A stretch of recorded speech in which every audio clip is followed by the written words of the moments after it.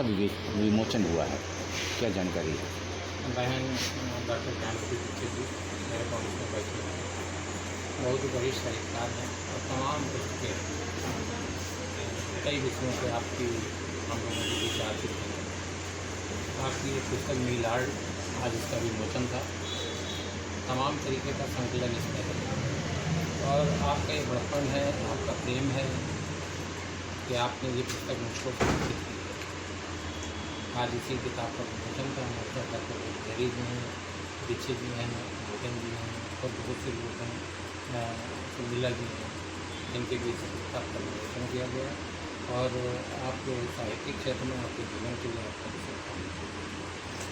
सीतापुर का इतिहास भी साहित्य में एक प्राचीन सभ्यता रखता है। ऐसे में एक और नई किताब का विमोचन सीतापुर से हुआ है, तो क्या कहेंगे? आप की कई पुस्तकें इससे पूर्व में भी प्रकाशित हुई हैं और विभिन्न मुद्दों को आपने खुदेदने का प्रयास किया है।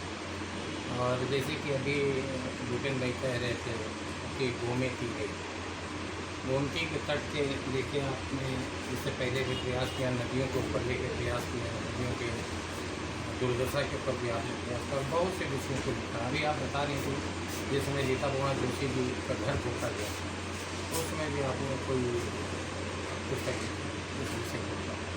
तो आप जगह उनको तो उठाती रही हैं, ये भी उसी की एक श्रृंखला है जो आप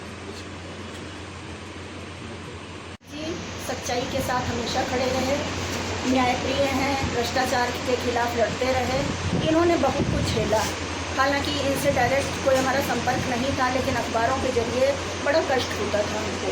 हमने इनके लिए बहुत दुआएं दी, फिर एक कहानी भी हमने लिखी, लेकिन उस समय का माहौल ऐसा था कि वो कहानी कोई छापने को तैयार नहीं था, तो हमने ये पूरा संकलन तैयार करके छपाया और हमारी ये इच्छा थी कि ये इन्हीं के हाथों विमोचित हो। हमारे सांसद जी नेक हैं, ईमानदार हैं और सच्चे हैं, ये बात सब तक आनी चाहिए। आपने ये जो पुस्तक लिखी है, ये पुस्तक आपने किसको देख कर लिखी और किसके लिए लिखी? पुस्तक हमने साहित्यकारों, अपनी आम जनता के लिए और जो भी लोग हमारे सीतापुर की राजनीति से परिचित है, साहित्य से परिचित हैं, बल्कि पूरे देश के लिए समर्पित है। इस पुस्तक के माध्यम से आप क्या संदेश देना चाहते हैं? इस पुस्तक के माध्यम से संदेश यही देना चाहते हैं कि एक आम आदमी न्याय पाने के लिए किस कदर भटकता है। जब एक सांसद के साथ ये होता है तो ये एक आम आदमी कितने धक्के खाता है। हमने भी बहुत लड़ाई लड़ी है।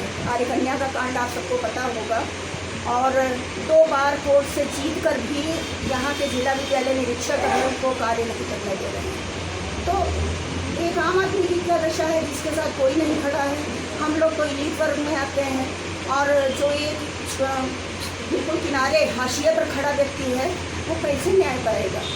तो इस पुस्तक का यही उद्देश्य है कि ये बात सब तक पहुँचे कि न्याय की लड़ाई कितनी कठिन है। जब बड़े लोगों के साथ ये हो जाता है तो आम जनता का एक हाशिए पर खड़ा हुआ व्यक्ति इस लड़ाई को कैसे जीतेगा कि एक मुद्दे पर, एक सही मुद्दे पर लड़ते हुए आदमी की ज़िंदगी जेल में कट जाती है और न्याय जब मिलता है तो उस न्याय का क्या फायदा है।